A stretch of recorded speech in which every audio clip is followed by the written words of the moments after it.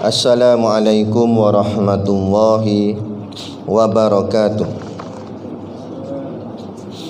Ila hadrati sayyidina wa habibina wa syafi'ina Muhammadin sallallahu alaihi wasallam wa ila arwahi abaihi wa ikhwanihi minal anbiya'i wal mursalin salawatullahi wa salamuhu alaihi wa alaihim ajma'in wa ala ali kulli wa sahabati wal qarabati wa tabi'in wa tabi'it tabi'in bi ihsanin ila yaumiddin wa ila arwahi walidina wa muallimina wa dhawil huquqi alaina ajma'in wa khususan ila hadrati Syekh Abu Abdullah Husain bin Muhammad Nasir bin Muhammad Taib Al-Mas'udi Al-Banjari bisiril Fatihah. Bismillah.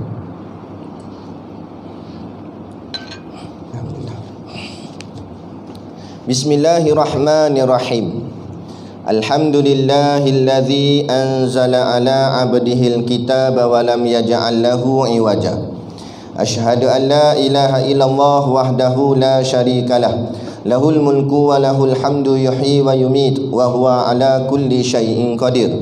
Wa asyhadu anna sayyidana Muhammadan abduhu wa rasuluh. Allahumma salli wa sallim wa barik ala sayyidina Muhammad wa ala alihi wa sahbihi wa man tabi'ahu wa nasarahu wa walah. Subhanaka la ilma lana illa ma 'allamtana innaka antal alimul hakim. Rabbi shrah li sadri wa yassir li amri wahlul 'uqdatam min lisani yafqahu qawli wa la haula wa la quwwata illa billahil aliyil azim. Amma ba'd. Alhamdulillah, kita sama-sama panjatkan syukur kehadiratillah subhanahu wa ta'ala yang dengan limpah dan kurnianya diizin oleh Allah subhanahu wa ta'ala kepada kita pada malam ini untuk kita sambung lagi pengajian kitab kita, iaitulah kitab Usul Tauhid. Moga-moga dengan pengajian ini akan meningkatkan keimanan kita kepada Allah subhanahu wa ta'ala.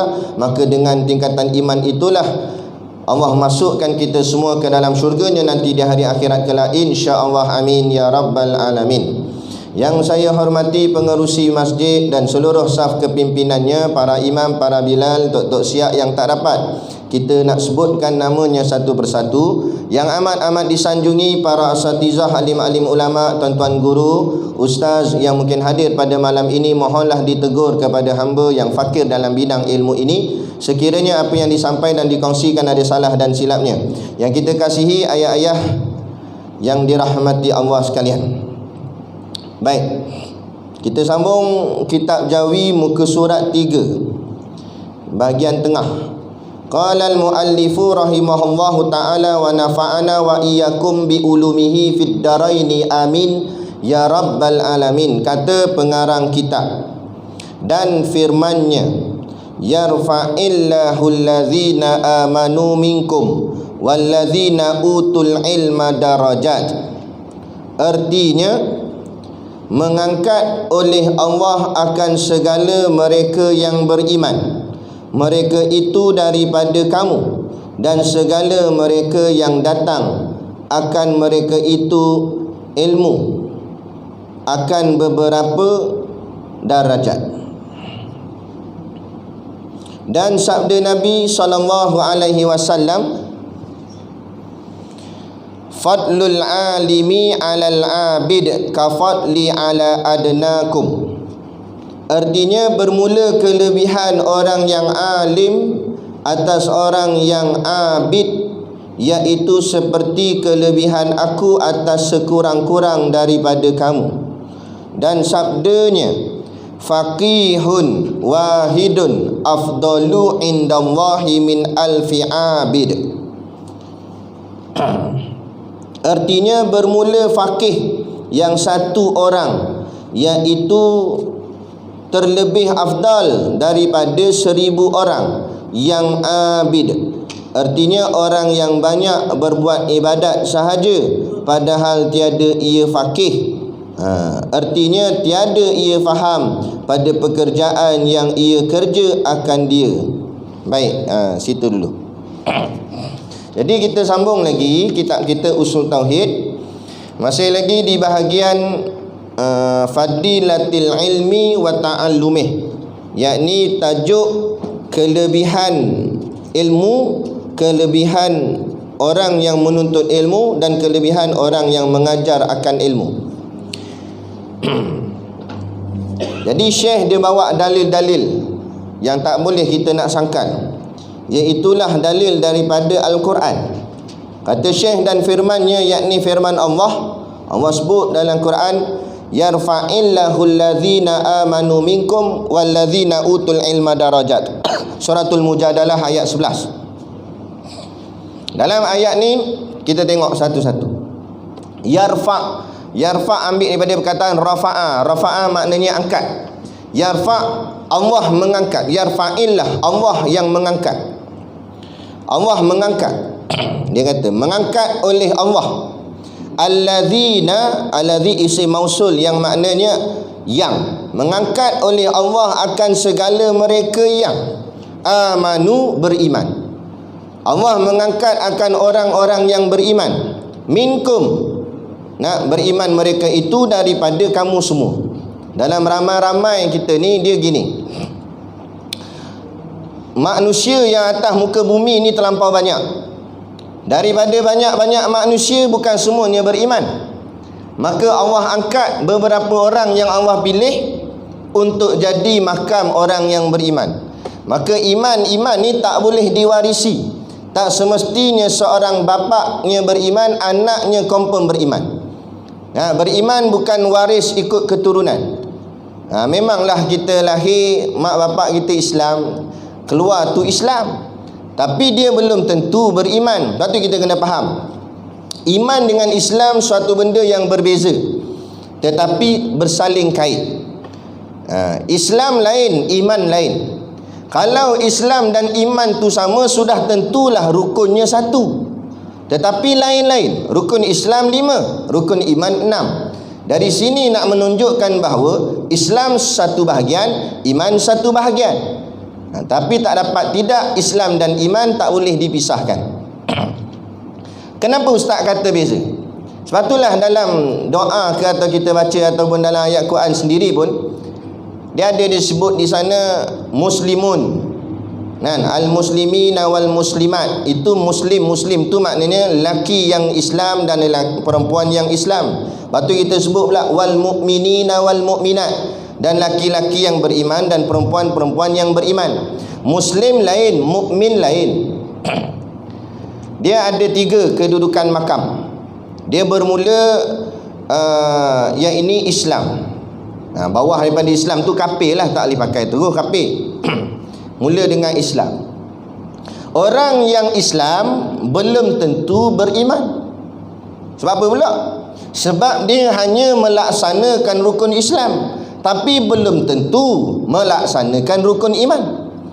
Orang yang dinamakan Islam ialah orang yang mengucap 2 kalimah syahadah. Dia mengucap 2 kalimah syahadah di Islam. Kemudian yang kedua apa rukun Islam? Menunaikan solat 5 waktu sehari semalam. Dia sembahyang Islam. Kita kata dia Islam. Dia berpuasa pada bulan Ramadan. Dia menunaikan zakat. Lepas tu dia pergi haji. Jadi yang ni kategorinya Islam. Tapi bila walaupun dia buat kelima-lima perkara, tetapi bila masuk ke dalam rukun iman, kantai. Tak payah jauh, ambil yang pertama sudah. Beriman kepada Allah. Apa makna iman? Makna iman yakin. Yakin tu maknanya percaya. Apa makna percaya pula? Kata ulama, bila disebut saya beriman pada Allah, maknanya saya percaya apa saja yang Allah suruh dan Allah kata. Bukan hanya apa yang Allah perintah, tapi apa yang Allah kata dari segi ayat Qurannya dan sebagainya, semua kita percaya. Dan bukan hanya percaya itu dalam ungkapan mulut, malah percaya itu dibuktikan dengan perbuatan, dengan tindakan. Maka barulah orang ini sebenar-benar orang yang beriman.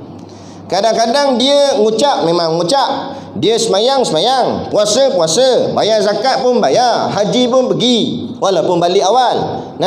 Tapi bila nak laksana hukum hudud, dia menidakkan. Sedangkan hudud tu perintah siapa? Perintah parti politik atau perintah Allah? Tilka hududullah. Ini hukum aku, kata Allah.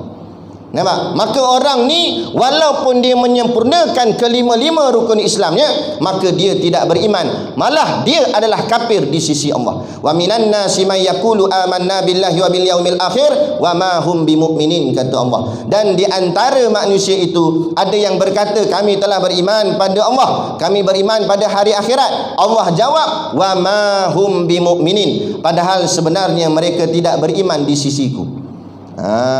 Sebab tu saya kata tadi, Islam lain, iman lain. Islam hanya buat perbuatan zahir, rukun tadilah rukun Islam.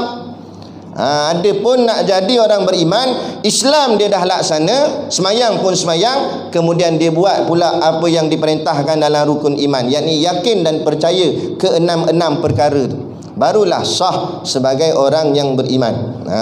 Tu macam lah ni lah, ramai mengaku Islam kan, tetapi takut-takut tidak beriman. Mana tak percaya? Main dengan ayat-ayat Quran ni, tak payah kata tolak satu ayat, tolak satu huruf pun jadi kafir.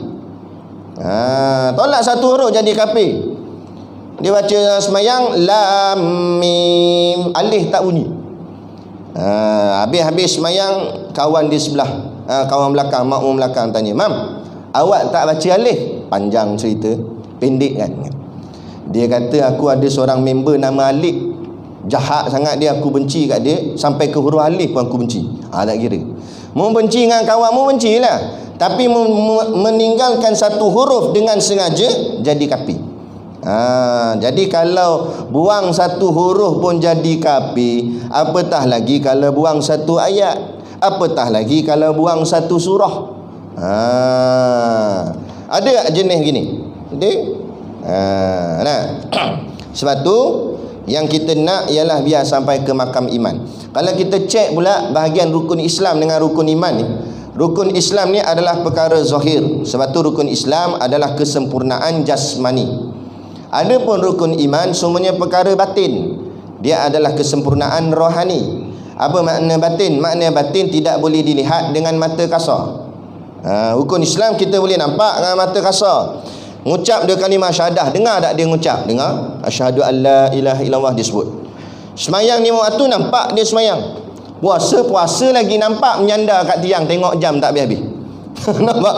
Dia kata bila nak azan, nampak hangatlah dia puasa. Nak bayar zakat nampak tak dia salam? Hangguk-hangguk kan. Pergi haji lagi nampak balik kepala otak dah. Bawa tasbih mudah putus. Nampak awak balik air zam-zam, nampaklah balik haji lah maknanya orang kata. Nampak semua ni rukun Islam ni nampak dengan zahir. Adapun bila menyebut tentang rukun iman, dia tak nampak. Beriman pada Allah duduk dalam hati, mana kita nampak kan? Beriman pada para malaikat duduk dalam hati. Bab percaya ni bukan luar, bab percaya ni nampak dalam. Tapi walaupun begitu, simptom-simptomnya boleh nampak. Tanda-tanda orang beriman tu boleh nampak. Walaupun iman tu duduk dalam hati, tapi tanda-tandanya ada. Begitu juga macam corona. Walaupun corona ni kita tak boleh tengok dengan mata kepala, tapi dia ada simptom, dia ada tanda. Scan suhu tinggi, ada batuk-batuk, sesak nafas, gini. Cukup dia punya simptom, boleh disyaki sebagai orang yang ada sakit corona ni lah. Begitu juga bila tengok tanda-tanda munafik, tanda-tanda kafir ada pada dia, itu menunjukkan bahawa dalam hatinya sudah tidak ada iman. Walaupun kita tak nampak iman tu, tapi tanda boleh nampak. Boleh nampak tanda orang beriman dan sebagainya kan? Jadi itu makam yang kedua, iman. Katalah orang ni dia buat rukun Islam, dia buat rukun iman, maka sempurnalah dia sebagai seorang yang Islam dan seorang yang beriman. Kadang-kadang ada orang yang beriman tapi tak buat pula rukun Islam. Dia percaya dengan Allah kan, percaya dengan malaikat, percaya Rasul, habis semualah dia percaya ke enam ni. Cuma dia tak semayang kan, dia tak bayar zakat, tak ni tak pergi haji dan sebagainya. Maka imam mazhab kita, mazhab Syafi'i halus. Dia kata tak boleh kita terus menghukumkan kafir, tapi dihukumkan sebagai fasik. Walaupun ada mazhab yang kata kafir, contohnya mazhab Maliki. Mazhab Imam Malik kata kafir, tak semayang dengan sengaja boleh jadi kafir terus. Tapi mazhab kita, mazhab Imam Syafi'i ni dia halus sikit. Sebab berat nak menjatuhkan kafir pada seseorang. Bukan senang-senang, sikit-sikit kafir tak boleh lah. Sebab hukumnya berat. Takut-takut kafir tu balik kepada kita balik. Jadi yang nak sangatnya ialah iman tu. Iman duduk dalam hati. Islam di luarnya. Dan Islam lah yang dikembangkan. Islam kita boleh ajak, iman payah. Iman tak boleh. Iman tu kurniaan Allah. Islam itu bangsa kasbun. Makna kasbun ialah usaha. Iman bukan kasbun. Iman tu anugerah. Ibaratnya Islam itu ibarat cawan, air itu ibarat iman. Untuk mendapatkan air, pastikan ada cawannya dulu. Barulah air akan dituang ke dalam cawan. Barulah kita boleh minum. Nah, ini nak dituangkan iman, tetapi cawan tak ada, terabur habislah bawah lantai. Nak dimasukkan iman, tapi hati tidak menerima Islam, tak boleh. Maka kena ada Islam dulu cawannya, barulah Allah tuangkan cahaya imannya, tuangkan air imannya dalam cawan tersebut. Barulah dalam hati tadi akan melekat akan hati sebagai hati orang yang beriman. Dia begitu. Jadi Islam ialah bangsa usaha. Sebab tu bila sebut dakwah, orang tak sebut dakwah iman, orang sebut dakwah Islam. Harakah, orang tak sebut harakah iman, orang sebut harakah Islamiah. Yang nak disebarkan Islam, yang nak diajak Islam, yang nak dikembangkan Islam, yang nak diangkat Islam. Adapun iman, kurniaan daripada Allah setelah Islam ditegakkan. Kita nak paksa orang percaya sana, memang sebut iman senang. Nak percaya tu, nak percaya tu, kita nak suruh orang percaya sana, percaya sini. Nak bagi dia masuk percaya tu, Allah punya kurniaan. Jadi nak pastikan Allah tuangkan cahaya iman, kepercayaan pada dia, pastikan Islam tu ada dulu. Sebab tu ulama kita berhempah pulas untuk tegakkan Islam dalam negara. Sekurang-kurang tegakkan undang-undang Islam, tegakkan pemerintahan Islam. Bila Islam wadahnya sudah ada dalam pemerintahan, dalam kerajaan, dalam masyarakat, maka Allah lah yang akan tuangkan iman. Tu yang disebut sebagai idza ja'a nasrullah wal fath. Apabila telah nampak kejayaan. Makna kejayaan apa? Menegakkan Islam, menaikkan Islam, tu kejayaan. Barulah Allah kata, kamu akan lihat di sana berbondong-bondong manusia masuk ke dalam agama. Sebab apa? Bila dah nampak Islam, baru iman dituang. Dia begitu. Jadi bila dah kemah elok, Islam pun ada, iman pun ada, ini dipanggil makam selamat. Dipanggil makam yang selamat. Dan makam selamat ni makam paling rendah sekali. Ingat, hebat dah dia ada Islam dan iman. Tak, itu baru tahap orang setakat apa, rendah je lah. Pangkat rendah Pangkat rendah pun tak apalah, kurang-kurang selamatlah juga.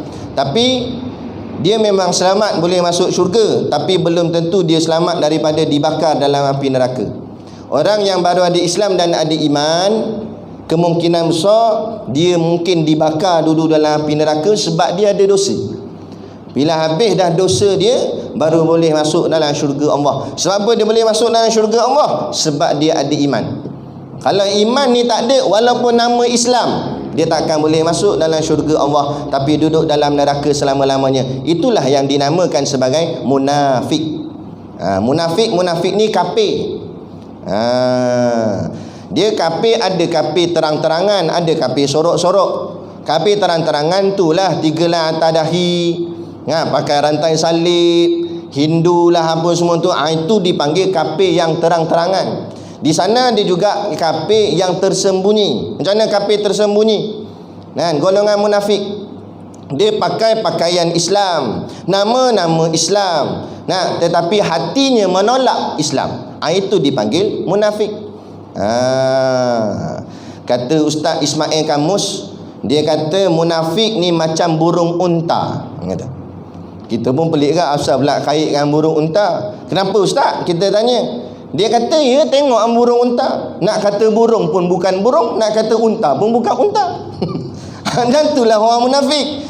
Nak kata orang Islam, dia lawan Islam. Nak kata dia kafir, tapi nama Islam. Jadi kalau jumpa puak-puak ni panggil dia burung unta. Ui, burung unta ui. Gitu. Ada bawa gizu. Ada kata. Jadi yang nak sebenarnya orang beriman betul. Kan? Jadi kita ni yang tadilah makam Islam dan makam iman, dua-dua dia ada, elok, maka tapi masih lagi belum dipanggil zon yang sebenar-benar selamat. Baru selamat dimasukkan dalam syurga, tapi takut-takut sebelum tu dibakar dulu sebab ada dosa. Habis kan macam mana ustaz kalau tak nak langsung masuk neraka, nak terus masuk syurga, boleh? Naik makam yang ketiga, namanya ihsan. Antak budallah ka'annaka tarahu fa in lam takun tarahu fa innahu yaraka. Itu dia punya formula. Kamu beribadat, kamu buat apa pun, kamu merasa kamu melihat Allah. Merasa Allah aja ada sentiasa dengan dia. Nah, kalau kamu tak boleh merasa melihat Allah pun, paling tidak kamu merasa Allah melihat kamu. Itu makam tinggi tu. Dia nak buat apa pun takut-takut je. Tu dipanggil takwa. Takwa ni maknanya takut. Nak buat apa berhati-hati, takut-takut. Kan?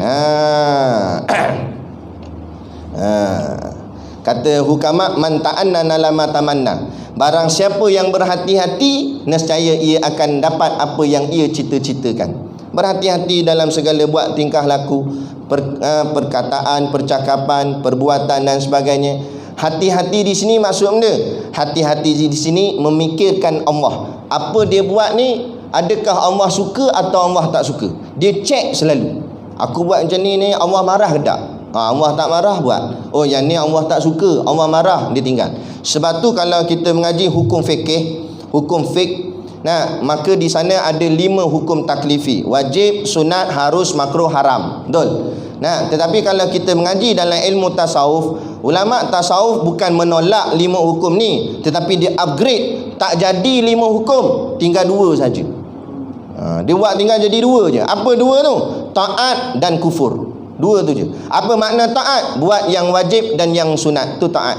Sebab tu ahli-ahli sufi, wali-wali Allah, orang yang berpegang kepada jalan aliran sufi, aliran tasawuf, maka yang sunat dianggap macam wajib. Semayang duha dia rasa macam wajib, semayang tahajud macam wajib. Sehingga kan kalau mereka tertinggal akan semayang-semayang sunat, mereka akan qada semayang tu balik, sebab pegang macam wajib.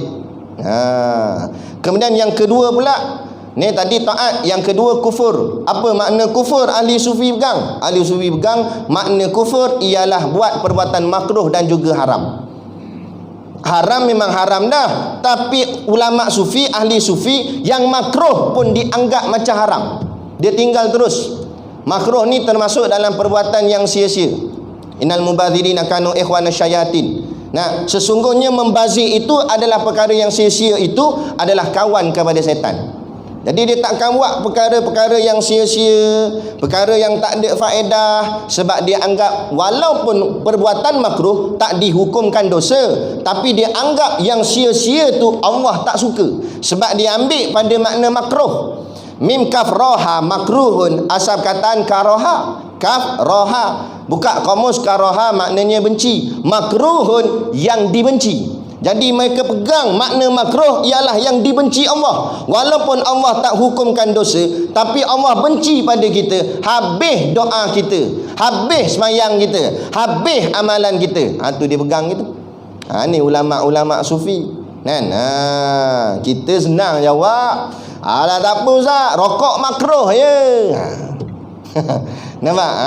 Kita menganggap ringan. Tapi wali-wali Allah, mereka yang ada mahabbah, kecintaan pada Allah, tak apalah. Cerita bab rokok ni, saya teringat satu kisah. Masa ngaji di pondok, Tok Guru ceritalah tentang apa nama ni, perihal syurga, kelebihan-kelebihan di syurga.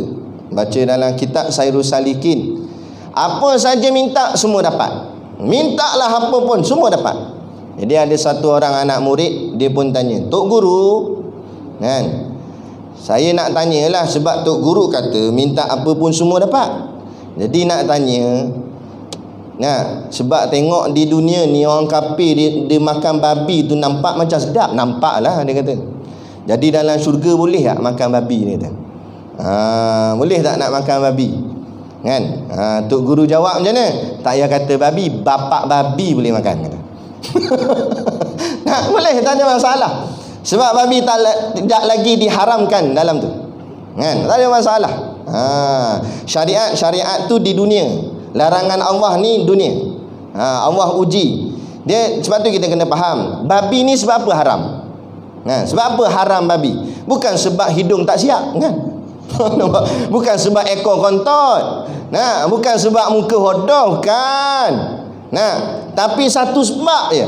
Kenapa babi haram? Kerana Allah yang haramkan. Tak payah banyak cerita. Tak payah banyak cerita. Kan? Ada satu, ni kisah dalam kisah. Nanti ingat balik kisah yang kita tangguh sekejap ni. Ada satu di India, perbincangan tentang babi relevankah masih haram. Tajuk dia, tajuk forum. Yang terlibat tu orang Kristian ada, orang Yahudi ada, orang Islam ada. Kan? Sini orang Kristian Yahudi dia hantar pendeta dia lah. Orang Islam dia hantar ulama. Jadi bincang ditanya kepada ulama Islam, kenapa Islam melarang makan babi? Maka ulama ni pun dia jawab, kerana babi ni sifatnya kotor, dia kata. Sifatnya kotor. Tiba-tiba Yahudi mencelah. Yahudi kata, kami ni orang cerdik pandai. Sekarang kami telah mencipta satu mesin cuci babi. Cuci babi. Dipanggil apa tu? Mesin cuci babi lah. Kan? Kalau basuh baju, washing machine, kan? Ini babi mesin nama dia. Cuci babi mesin tu. Bau sabun, nak keluar-keluar putih babi. Dia kata. Jadi Kristian pula celah. Dia kata kalau Yahudi dah boleh buat mesin cuci babi, lepas ni babi keluar tu dah bersih lah, tak kotor. Maka Islam boleh makan lah babi. Ulama ni terdiam. Oh sudah. Tadi dia jawab tak boleh makan babi sebab kotor. Sekarang babi dah bersih, maka halal lah, boleh makan lah. Senyap ulama ni. Tiba-tiba dalam banyak-banyak audien kat depan tu ada seorang maulana, seorang yang alim. Dia pun bangun. Dia bangun-bangun, dia kata, "Hei babi, babi, babi, duduk." Dia kata. Dia panggil babi semua tiga-tiga. Dia kata haramnya babi bukan kerana kotor, tapi haramnya babi kerana Allah yang haramkan. Jadi tak payah banyak cakap lah. Bila Allah kata haram, haram lah. Tak payah kata babi. Kalau Allah kata ayam haram, ayam pun tak boleh makan. Sebab apa? Bumi ni milik Allah. Bila Allah kata halal, halal. Allah kata haram, haram. Hak Allah, undang-undang Allah. Dia yang buat bumi ni, dia punya sukalah. Yang tu kita kena faham dulu. Jadi tak payah banyak cakap lah. Ni tanya kenapa kita kena potong tangan pencuri? Kita tanya balik, bumi ni siapa punya? Tokmu punya ke Allah punya? Allah punya. Allah punya tak payah banyak cakap lah. Bila Allah suruh potong tangan, potong tangan. Mujur Allah suruh potong tangan. Kalau Allah kata potong kepala, nak tak nak wajib taat, sebab ni Allah punya. Ada. Dia kata hidup saya sekati saya lah. Kan? Dia masuk rumah orang pakai slipper masuk dalam. Betul orang suruh duduk atas kursi, dia panjat atas kursi. Kan? Kata tuan rumah, awak hang pakai slipper ni masuk dalam rumah aku ni. Ni rumah aku ni. Dia kata sukati saya slipper saya. Dia kata sukati dia slipper dia. Kata tuan rumah, saklah aku ada hadiah untuk hang. Jap aku ambil kat dapur. Tuan rumah pergi dapur ambil ni padang golok. Dia kata hang keluar tak, kalau tak mati hang aku bagi. Aku cantah kaki hang ni lagi. Gitu tak? Kita ni masuk tempat siapa ni? Bumi tanah ni siapa punya? Allahul ladzi khalaqas samawati wal ard. Cukup Allah sebut dua ni saja. Allah yang mencipta langit, Allah yang cipta bumi. Allah tak payah nak sebut satu-satu. Allah tak payah nak kata aku cipta pokok, aku cipta lembu, aku cipta kebau, tak. Allah sebut dua ni je. Aku cipta langit dan aku cipta bumi. Sudah memadai keseluruhannya. Sebab apa? Sehebat mana pun kita, setinggi mana pun pangkat kita, nak berbumbungkan langit Allah, berpijakkan bumi Allah. Nak gimana kita? Nak gimana? Kalau kita tak berbumbung kat langit Allah tak apa, mu nak kalau mu tak pijak bumi Allah tak apalah, mu nak sombong. Tapi bumi Allah, mana pun mu pijak bumi Allah, mana mu pergi langit Allah. Sebab tu kata ulama dulu, di mana di mana bumi dipijak, di situ langit dijunjung. Maknanya kita di mana pun tetap jadi hamba Allah. Lepas tu jangan sombong. Tu. Sebelum cerita babi tadi, cerita benda dah. Tak ingat? Cerita yang mula-mula babi punya pasal. Sebelum babi tu, cerita apa tadi? Tak habis lagi cerita tadi tu. Apa dia? Bukan, selepas tu. Lepas tu tiba-tiba masuk cerita babi ni. Dia sebelum cerita babi tu, cerita apa dah tadi? Tak ingat dah, minai jap. Oh, rokok. Cik buat-buat lupa. Takut kena apa?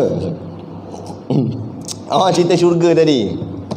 Jadi kata Tok Guru, boleh bapak babi boleh makan. Tak apalah. Budak tu pun kata, boleh lah, try nanti dalam syurga buat celak tepung. Seorang lagi budak pula angkat tangan, Tok Guru nak tanya kak. Tanya benda. Tak adalah, saya tak adalah teruk macam dia, teringin nak makan babi apa ke benda. Saya tengok ni kawan-kawan yang kafir ni, depa macam sonok-sonok je mabuk minum arak ni Jadi nak tanyalah, dalam syurga boleh ke tak minum arak ni? Tanya Tok Guru. Tu kata tak payah kata meminum sebotol, selori boleh. Panggil lori tu ngundur, ting masuk corong guk mulut, minum sebuah-buahnya. Dan tidak akan mabuk. Baca lah dalam hadis. Boleh, tak ada masalah. Apalah. Okey, yang ni dah faham. Datang yang ketiga pula. Tok Guru, saya taklah teruk macam mereka dua ni. Apa ke benda yang seorang nak makan babi, seorang nak minum arak. Saya nak tanya ni je. Saya ni kat dunia ni kuat isap okok, Tok Guru. Jadi nak tanya dalam syurga nanti boleh tak isap okok? Soalan ni nampak mudah. Nampak? Tok Guru pun diam lama. Lah kali Tok Guru kata ginilah. Nak kata tak boleh, memang semua benda boleh dalam syurga. Cumanya dalam syurga ni tak ada api. Mu nak isap okok, mu nak kena bakar api. Tapi dalam syurga tak ada api. Habis tu api kat mana Tok Guru? Api di neraka. Mu nak bakar kena pergi neraka lah. Dia kata maknanya berat juga okok ni. Nak takut-takut lagi berat daripada babi ngarak. Tu. Moga-moga lah mana yang hisap ni cubalah untuk berhenti. Kita ikut siapa? Nabi kita seorang pun tak ada hisap okok, daripada Nabi Adam sampailah Nabi Muhammad. Kalau kata betul nak ikut Nabi, ikut betul-betul lah kan. Kul in kuntum tuhibbunallah fattabi'uni, kata Allah. Wahai Muhammad, katakanlah pada mereka, jika benar kamu mengasihi Allah, ikutilah aku, ikutlah Nabi. Kata kasih pada Allah, nak syurga Allah. Dia gitu. Baik. Jadi makam yang ketiga ialah ihsan. Siapa dapat capai ke makam ni, dia buat ibadat, dia merasa dia melihat Allah. Kalau tak pun dia merasa Allah melihat dia, maka hidupnya akan tersusun rapi elok. Dia akan berjaga-jaga dalam perkara-perkara, tak kiralah perkara apa pun kan. Kata Ustaz Ahmad Rizam dalam satu sesi kuliah dia kata kadang-kadang walaupun kita ni geng masjid dah, geng lebay dah lah, geng kuliah, tapi kadang-kadang kita ada gak buat benda yang salah, yang takut-takut jadi dosa besar juga. Takut-takut lah. Kadang-kadang kita terlepas pandang. Kita nak pergi tandas ni, kita sini tak apa, tandas dia orang cakap berbumbung sekali dengan masjid. Jadi tak apalah, ada setengah-setengah masjid surau tandas dia jauh sikit daripada masjid. Jadi bila nak pergi tandas tu kena pakai slipper. Kebetulan tak tahan sangat nak kencing dah ni kan. Dia pun main sapu, entah slipper siapa tak tahu, sebelah hijau sebelah merah. Muafakat Nasional punya slipper. Nampak? Dia pun sarung pi. Sebelah slipper Tok Imam, sebelah slipper Tok Bilal. Sapu gitu. Okey. Lepas tu dia letaklah balik. Kata Ustaz Ahmad Rizam, walaupun dia letak balik, hukum dia memakai slipper orang tanpa minta izin, apa hukum? Salah ke tak salah? Tu dikira mencuri. Mencuri ada hudud tak? Ada. Berat tak berat curi? Berat. Dia kata, tapi saya letak balik Ustaz. Betul letak balik, tapi faham definisi curi. Apa makna curi? Makna curi, kamu ambil sesuatu orang punya tanpa izin dia. Berat juga. Fikir balik. Betul juga. Kalau orang yang ada ihsan, ada takwa dalam hati dia, dia lebih sanggup berkaki ayam daripada ambil hak orang lain tanpa izin. Kita bermudah-mudah. Itu orang yang ada takwa. Sebab tu orang yang saya sebut makam ketiga ni selayaknya bighairi hisab. Dia tak payah hisab. Nak hisab apa? Hati-hati sangat, jaga-jaga sangat. Nak sungguh-sungguh jaga betul. Tak ada hisab apa dah. Lalu tian-tian sirat sepantah kilat, zup terus masuk dalam syurga. Lintah neraka pun tidak. Sebab apa? Sebab ni hatinya betul-betul menjaga. Tadilah kita sebut antak budamwa haka annaka tarahu fa illam takun tarahu fa innahu yaraka. Dia beribadat seolah-olah dia melihat Allah, ataupun kalau tidak dia merasa Allah melihat dia. Dia tahu Allah tengok dia. Ambil orang punya. Saya dulu nak kena dengan Ustaz Siddiq, untuk guru kita. Saya pergi ikut dia kuliah. Lepas tu dia nak ambil wudu, dia cabut kopiah serban dia ni. Kemudian dia mundar mandi, duduk pandang kanan, pandang kiri, pandang kanan, pandang kiri. Dia tak tahu nak letak mana kopiah ni. Kebetulan tepi dekat dengan kolah tu ada motosikal. Saya kata, Tok Guru letaklah atas seat motor tu. Lepas tu dia pandang muka saya, dia kata, motor entah. Apa pula motor kita? Kita pergi dengan dia naik kereta. Kita kata, bukan motor saya, motor masjid lah kot. Dah tu pandai-pandai suruh letak atas motor orang. Senyap saya. Dia kata, tu. Sebab itulah sebelum kita jadi wali, kita kena jadi kuali dulu. Ni kena ketuk lah dengan Tok Guru. Ketuk jadi kuali, kena ketuk. Nampak? Nak dapat jadi alim kan senang kan? Kena jadi tu, senyap tu. Tak apalah Tok Guru. Saya pun buat ambil uduk saya sendiri lah. Tak tulis dah lah. Betul tak dia kata? Dia hati-hati, jaga-jaga. Kita tak payah kata letak kopiah atas motor orang dengan side mirror orang bagi bengkok. Nak betulkan kopiah? Tengok. Ikat seban pula. Pakai side mirror motor orang. Lepas tu kalau betulkan balik boleh tahan kira. Tak, dia biar. Kawan tu habis-habis semayang cepat kalut nak balik rumah. Sebab dengan kata ada tamu datang. Tak perasan side mirror dah teralih. Kan? Lintas-lintas simpang tu tak tengok dah belakang. Pum, kena lenyek dengan lori. Dah salah siapa? Nampak benda tu remeh. Nampak benda tu kecil. Sebab tu orang yang bertasawuf ni, orang yang bertakwa ni, jaga sungguh hati dia. Dia jaga macam dia anggap macam satu intan belian. Jaga sungguh, jangan bagi orang cakap tercicir walaupun sikit.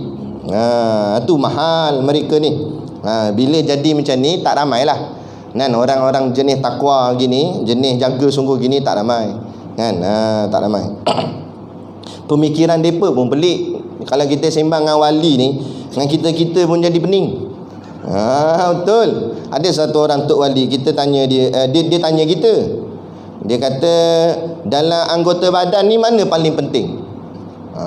Kita pun mikir punya fakta ni. Dia rasa soalan dia nak terik kita ni kan. Kita pun fikir, kita jawab kepala lah Tok Guru. Kita jawab kat Tok Ali tu, kepala. Dia kata, kenapa lah kepala? Dia tanya. Yelah, kepala ni kalau tak ada kepala mati mampus penting kepala. Sebab itulah trafik undang-undang suruh pakai helmet. Dia tak suruh pakai kasut besi, baju besi. Dia pakai helmet, jaga kepala. Sebab anggota badan lain kalau putus hidup lagi. Betul tak? Putus tangan hidup lagi, putus kaki hidup lagi, putus pun hidup lagi. Cuma tak ada zuriat lah kan. Tapi main dengan putus kepala, tak ada apa dah. Tak ada kata ustaz dia hidup lagi tu, cuma tak ada kepala je. Mana pula? Tak ada kepala mampus lah. Makna penting lah kepala ni pada anggapan kita. Tapi Tok Wali kata tak. Yang paling penting ialah kaki. Dia kata kaki? Kok mana pula kaki? Dia kata mu fikir dunia. Kaki ni hal akhirat. Kerana kakilah sama ada seseorang itu akan buat taat atau buat maksiat. Kalau kakinya ke masjid, dia akan semayang. Matanya akan melihat kitab. Matanya akan melihat ulama. Tangannya akan capai Quran. Tangannya akan derma di tabung. Tapi kalau kaki pergi kelab malam, tangannya akan joget, matanya akan melihat maksiat. Maka kaki lebih penting. Ni dia punya pemikirannya selalu terbalik. Ni tok-tok wali. Lepas tu kalau kita jumpa kawan-kawan kita yang pemikiran terbalik, nak jadi wali lah tu kot. Nampak? Contoh pemikiran terbalik benda. Dia tak marah walaupun tul mahal. Pemikiran terbalik tu, orang lain semua marah, dia tak marah. Tu wali lah tu. Wali tul nama dia. Kan? Tu. Baik. Jadi balik kepada ayat ni. Allah kata Allah mengangkat akan orang-orang yang beriman. Maknanya dalam ramai-ramai tadilah kedudukan makam yang kita sebut tadi, kafir, Islam, iman, ihsan ataupun takwa. Paling tinggi yang atas ni lah, ihsan, takwa ni. Kan? Kalau tak boleh sampai yang ni, kurang-kurang yang ni tak apa. Pastikan kita orang beriman dan Islam. Jangan hanya duduk tang Islam saja. Ngaku Islam kan main. Fi akhir zaman la yabqa minal Islam illa ismuh, kata Nabi. Pada akhir zaman tidak ada yang tinggal daripada orang Islam tu melainkan nama je tinggal Islam. Nama je Islam. Tapi hakikat dalam hati tak ada keimanan pada Allah. Ini yang kita takut. Jadi jangan duduk yang ini. Duduk bawah sekali kafir lagi teruk. Jangan. Jadi dalam ramai-ramai orang kafir, orang Islam, Allah kata aku mengangkat, yarfa'illahu allazina amanu, aku angkat orang-orang yang beriman. Aku pilih di kalangan dia siapa yang aku nak tuangkan iman ke atas dia. Itu saya cakap tadi, Islam kita boleh dakwah, Islam kita boleh ajak, tapi nak dapat iman dengan izin Allah, dengan kurniaan daripada Allah. Kita tak boleh bagi iman kat orang. Macam saya mengajar ni, saya bukan mengajar iman, saya mengajar Islam. Saya sampaikan Islam. Bila dah ada Islam, dah faham Islam, insya-Allah Allah yang tuangkan keyakinan pada Islam tu. Keyakinan tu dipanggil iman. Habis macam mana nak yakin dengan Islam kalau Islam pun tak faham? Dia tak faham hudud. Macam mana nak yakin hudud akan kurangkan jenayah? Nampak? Dibawa pula daripada golongan munafik dengan golongan kafir, memburuk-burukkan hukum Allah, memburuk-burukkan hudud. Lagi orang takut. Jadi kita kena jelaskan Islam pada orang ramai. Sebenarnya nak sebut tentang parti politik, tak payah kita kempen pun tak apa sebenarnya. Kita ajar orang tentang Islam, automatik kalau orang yang betul-betul faham Islam, dia tahu siapa yang dia nak pangkah. Dia tahu siapa pemimpin dia yang sepatutnya. Yang jadi haru biru ni sebab dia sendiri tak faham agama dia. Ngaku Islam tapi dia sendiri pun tak faham apa tu Islam. Tak mahu jadi begitu. Jadi Allah akan angkat di kalangan ramai-ramai ni, yarfa'illahu allazina amanu minkum. Allah angkat orang beriman dari kalangan kamu. Ingat, hebat dah Allah angkat orang beriman. Ayat ni tak habis lagi. Allah sambung, wallazina utu ilma darajat, kata Allah. Dan allazina, orang-orang yang utu tu maknanya diberi akan dia ataupun didatangkan akan dia. Waladzina utu, dan orang-orang yang didatangkan kepada dia al-ilma. Al-ilma mana? Ilmu. Orang yang didatangkan pada dia ilmu, darajat, akan beberapa darjat yang sangat jauh. Setengah riwayat kata orang alim dengan orang awam darjatnya 500 tahun perjalanan. Orang awam dengan alim ulama, jarak antara mereka 500 tahun perjalanan. Apa maksud 500 tahun perjalanan? Maksud perjalanan itu kita ambil seekor kuda yang paling laju sekali dalam dunia, kan? Kemudian kita suruh dia berlari selama 500 tahun. Agak-agak berapa jauh dia boleh lari? Itulah jarak antara orang awam dengan orang alim. Bila kita nampak benda tu, baru kita tahu siapa kita dan siapa dia. Jadi bila tahu, jangan menyangka sama. Kita memang boleh tiru gaya ulama. Ulama pakai jubah, kita pakai jubah. Ulama berjanggut, kita berjanggut. Ulama berserban, kita berserban. Tak salah, memang disuruh tiru-tiru ulama. Nak ikut cara Nabi, ikut cara ulama, memang disuruh. Tapi jangan sesekali kita sangka dalam kita ni, ilmu kita ni setaraf dia. Tak sama, jauh. Nampak? Ulama bila tengok kelapa sawit, apa dia nampak? Kita tengok kelapa sawit nampak apa? Kita nampak sawit harga mahal dah. Kita kata sedar dah lah. Nampak? Kita nampak tu, nampak untung dunia. Ulama bila tengok sawit teringat Allah. Dia kata, Allah, sungguh indah ciptaanmu. Dia nampak Allah. Macam Tok Guru Siddiq Noh lah, kan? Dia ada tanah di Pangkor. Orang lain kalau ada tanah di Pangkor nampak benda? Chalet Oh ini buat chalet sedap ni, buat hotel sedap ni, untung ni, banyak duit boleh dapat ni. Sebab tempat pelancongan. Tak, Tok Guru tak nampak chalet, dia nampak buka tahfiz. Sebab apa? Dia kata dalam tempat pelancongan ni dah banyak maksiat. Kalau dibiarkan juga dia jadi tak seimbang. Maka takut-takut bala akan turun.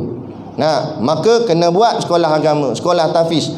Walaupun maksiatnya tetap ada, tapi sekurang-kurangnya ada keseimbangan. Kita lawan balik makna dia. Nampak? Tu dia nampak sekolah tahfiz. Kalau kita nak nampak sekolah tahfiz, apa buat tahfiz? Ada orang nak mengaji. Kita nak, bukan masalah orang nak mengaji tak nak mengaji.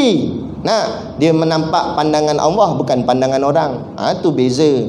Dari segi pandangan tak sama dah, apatah lagi pemikiran. Jadi bila kita nampak benda ni, jangan sekali-sekali kita nak orang cakap apa cepat menidak atau menafikan kata-kata pimpinan ulama. Saya tak setuju dengan pandangan Tok Guru. Kita tanya hang Tok apa? Hang Tok Garu. Nampak? Tak setuju dengan Tok Guru. Tanya berapa kitab khatam? Ngaji dengan siapa? Sebut sama guru-guru sikit nak tengok. Lama mana mengaji, pondok mana masuk? Nampak? Saya ngaji kat itulah, apa nama tu, Google, Syekh Al-Googley ni kata. Main dengan Syekh, main dengan Syekh Google dah mengaku setara dengan ulama. Ni banyak ni. Dipanggil ulama jadi-jadian. Zaman kita dulu harimau jadi-jadian lah. Alah ni tak ada dah harimau jadi-jadian. Dia ulama jadi-jadian. Baru dapat sepotong hadis. Tengok dia gaya dia. Dia share, dia post dalam WhatsApp, post dalam Facebook. Baru 3 orang je like, kembang. Online suka. Pongok tu kata. Padahal hadis pun ambil daripada kitab. Ulama dulu nak habis, nak rentah daerah, rentah negeri untuk cari satu hadis. Mana sama dengan kita. Kita pun kadang-kadang hadis bukan hafal pun, main tulis balik je, copy paste. Ulama dulu bukan setakat tulis hadis. Hafal, dalam hafal bukan hafal matanya saja. Hafal dia punya hadis ni ambil daripada siapa sampai ke Nabi. Yang tu pun dia hafal. Haddasana. Hafal habis semua. Satu buku. Ada lagi hebat seorang ulama, bukan sakat kitab Quran dia habis, dia hafal, bukan sakat kitab hadis dia hafal, kamus pun dia hafal. Dahsyat tak dahsyat, sampai kamus pun dalam kepala dia. Bila ditanya kepada ibu dia, macam mana boleh jadi dapat anak yang sealim ini, sampai kamus pun boleh hafal dalam kepala? Kata mak dia, masa aku nak menyusukan dia, setiap kali aku nak menyusukan dia, aku akan ambil uduk dahulu. Itu jadi amalan aku. Nak kita buat begitu. Nak menyusukan anak, ambil uduk. Bila dia besar, so bagi kamus, so dia hafal kamus. Nampak? Tapi jangan hafal kamu je Quran tak hafal. Nampak? Kamu pula kamu BMBI. Apa? Bahasa Melayu dengan bahasa Inggeris. Tak ada baik. Dah orang kamu Arab lah. Kan? Tu. Tu cerita dia. Jadi Allah kata, Allah angkat orang-orang yang beriman. Tak cukup dengan tu, aku angkat pula dari kalangan orang-orang yang beriman itu akan orang-orang yang diberi ilmu kepadanya dengan beberapa darjat. Artinya mengangkat oleh Allah akan segala mereka yang beriman mereka itu daripada kamu, dan segala mereka yang datang akan mereka itu ilmu akan beberapa darjat. Allah dah angkat orang beriman dah tadi. Sebab tu kita ingat, kita ni yang jadi orang beriman, jangan kita merendahkan diri kita kepada orang kafir. Sebab orang beriman sentiasa tinggi daripada mana-mana orang. Kena pegang situ. Dia tak faham. Kita kena faham, sombong memang sifat mazmumah, sifat yang tercela, tak boleh. Tapi bukan semua tempat. Ada setengah tempat sombong boleh dipakai. Nampak? Marah memang sifat yang jahat. Marah ni sifat iblis dan sebagainya. Tapi bukan semua tempat marah tu haram. Ada ketika marah tu boleh dan wajib kadang-kadang. Masa bila? Masa berhadapan dengan puak-puak kafir yang menentang Islam. Tengok para sahabat. Ada satu kisah Nabi keluarkan pedangnya. Kemudian Nabi tanya pada para sahabat, siapa di antara kalian yang nak pegang pedang aku ni? Pedang Nabi ni. Jadi sahabat-sahabat ramai yang tawaduk, yang merendah diri. Tunduk kepala, angkat tangan. Saya ya Rasulullah. Nabi kata, okey, kamu nak, kamu duduk tepi.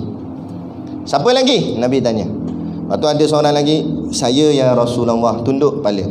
Nabi kata, kamu juga? Duduk tepi. Tiba-tiba sampai kepada satu orang namanya Muhammad Basamalah ke apa nama, saya tak ingat. Dia tak tunduk kepala, dengan mendabik dada, saya ya Rasulullah, saya nak pegang pedang engkau ya Rasulullah, dan saya pastikan pedang ini akan mencantas kepala-kepala kafir yang menentang Islam. Dengan tegas, dengan bongkak, dengan sombong. Maka Rasulullah kata, selayaknya engkau yang pegang pedang aku. Maksudnya di sini apa dia? Nabi nak ajar apa? Bila berhadapan dengan musuh Islam, keberanian mesti dipamerkan. Kesombongan kena dipamerkan. Sombong bukan atas diri kita, sombong kerana pertahankan agama Allah, kerana pertahankan Allah, bukan atas diri kita.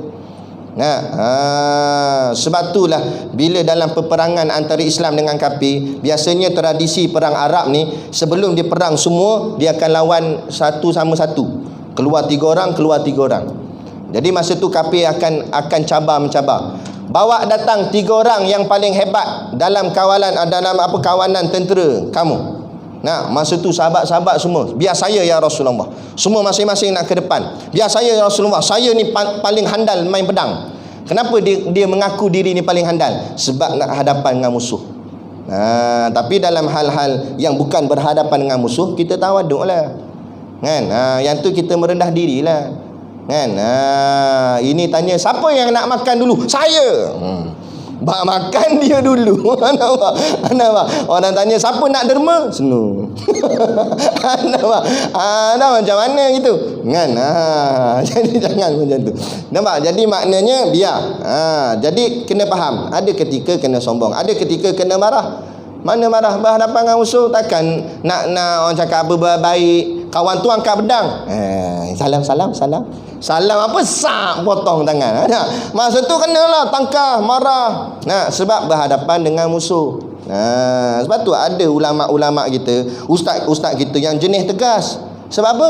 Sebab dia berjuang lawan musuh. Tapi bila sama-sama dia cakap baik, lembut dan sebagainya. Sebab tu kita kena faham. Ini kata tak boleh ni, tak kena cara dia ni. Oh, pandai So ngaji tak mau. Baik. Tu cerita dia.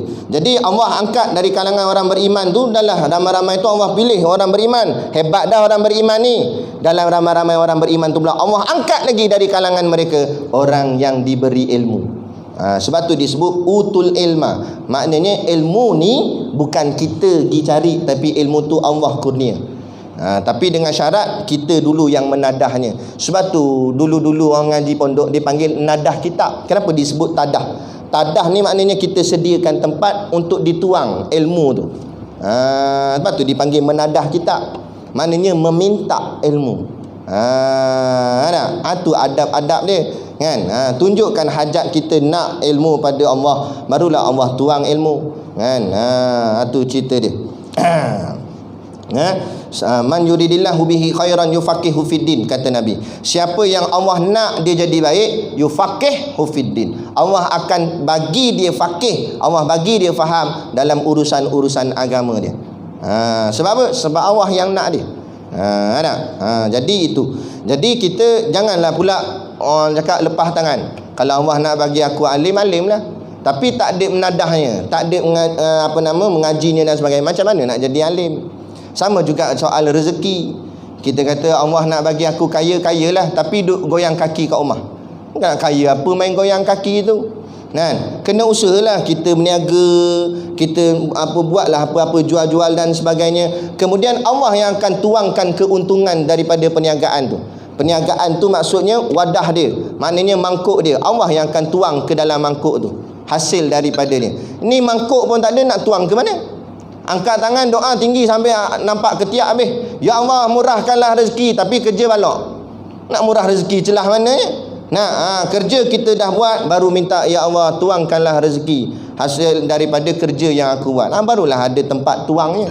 Begitu juga dalam ilmu. Bila kita dah ngaji sungguh-sungguh, barulah sebut Rabbana zidna ilma. Ya Allah, ya Tuhan kami, tambahkanlah kami ilmu. Ini mengaji pun tidak, lepas tu nak minta ilmu. Celah mana? Kan? Dia begitu. Jadi Allah pilih dari kalangan-kalangan orang beriman itu orang yang diberi ilmu pada mereka itu. Jadi maksud daripada ayat ni juga, tak semua orang beriman itu berilmu. Maka makam yang lagi tinggi ialah orang itu diangkat Allah jadi orang beriman, kemudian diangkat pula lagi pada dia sebagai orang yang berilmu. Dua pangkat dia, beriman pun ada, ilmu pun ada. Ni makam yang tinggi. Ada. Ni yang dimaksudkan fadilat, ataupun kelebihan orang yang menuntut ilmu. Lebih. Ada. Dalam riwayat yang lain yang saya pernah dengar lah daripada guru, katanya bila kita jalan ke kubur, kan, dalam kubur tu sana tu, malaikat mungkin nakir soal kepada roh lah yang dah meninggal ni, kan, rotan tiba lalu orang yang menuntut ilmu, lalu malaikat ni berhenti, dia tangguh sekejap rotan, sampai roh pun tanya, kenapa tak rotan? Tanya pula tak rotan. Tanya pula, kenapa tak rotan?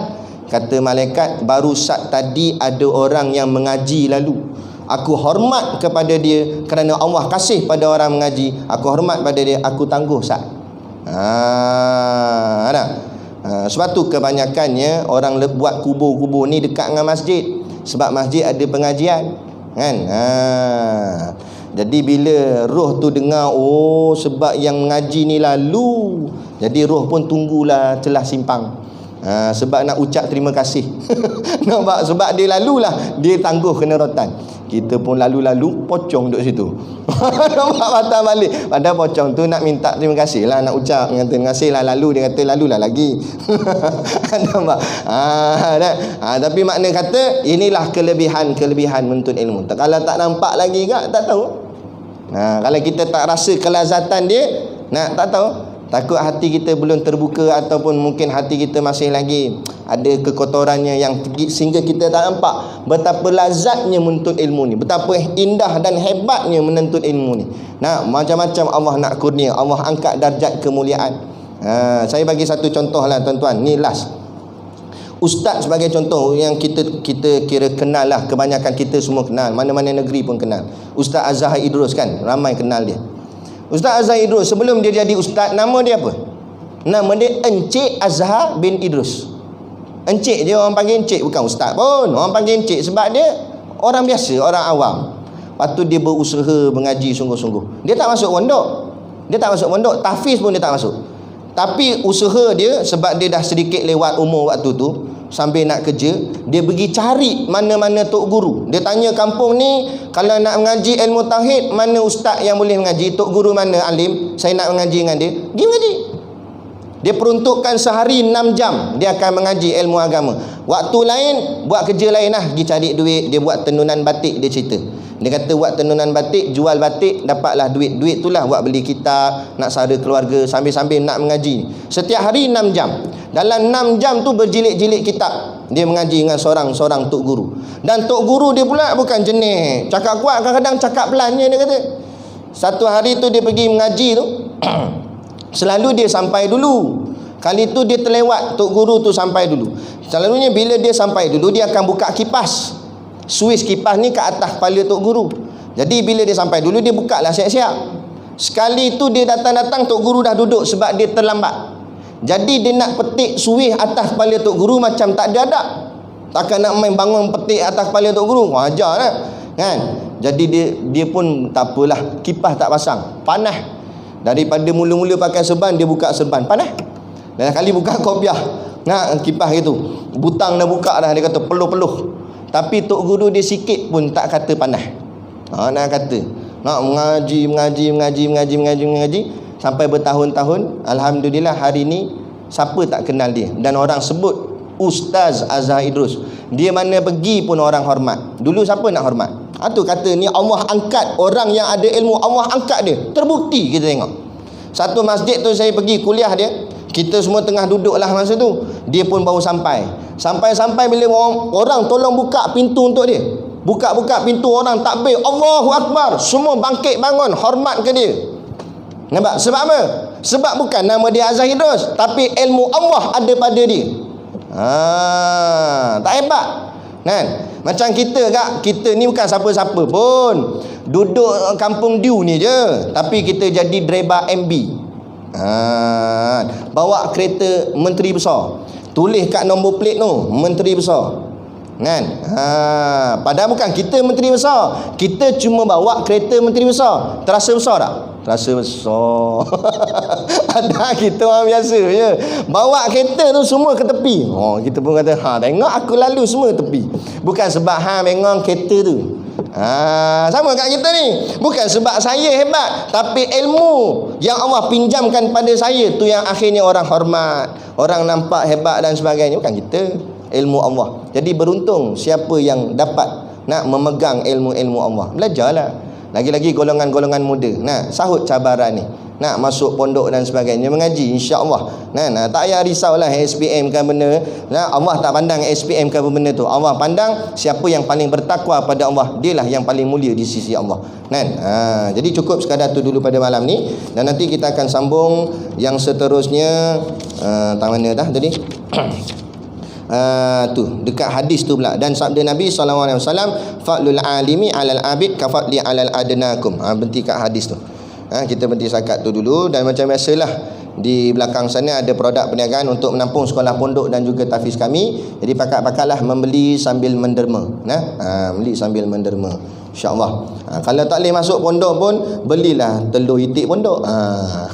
Nampak? Dapat kat bahagian pondok dia tu. Sikit-sikit jadi pakat-pakatlah bantu, insya-Allah. Jadi sekadar tu, wabillahi taufik wal hidayah. Wassalamualaikum warahmatullahi wabarakatuh. A'udzubillahi minasyaitonirrajim. Bismillahirrahmanirrahim. Alhamdulillahirabbil alamin, wassalatu wassalamu ala asyrafil anbiya'i wal mursalin sayyidina Muhammad wa ala alihi washabihi ajmain. Allahumma taqabbal minna salatana wa du'aana innaka antas samiul alim, wa tub alaina innaka antat tawwabur rahim. Allahumma ja'al dinana dinan nabi Muhammadin sallallahu alaihi wasallam, wa islamana islamal muslimin, wa imanana imanal mu'minin, wa salatana salatal khashiin, wa a'malana a'malas salihin, wa niyatana niyatal mukhlisin, wa dhunubana ya Allah dhunubal mustaghfirin, wa hayatana hayatal ulama, wa mautana bimautis syuhada, wa dikinal jannata ma'al anbiya'i alaihimus salatu wassalam. Rabbana atina fid dunya hasanah wa fil akhirati hasanah wa qina adzaban nar, wa qina adzaban nar, wa qina adzaban nar. Wassallallahu ala khairi khalqihi sayyidina Muhammad wa ala alihi wa sahbihi wasallam. Subhana rabbika rabbil izzati amma yasifun, wassalamun alal mursalin, walhamdulillahi rabbil alamin. Amin ya rabbal alamin. Taqabbalallahu minna wa minkum. Takbir.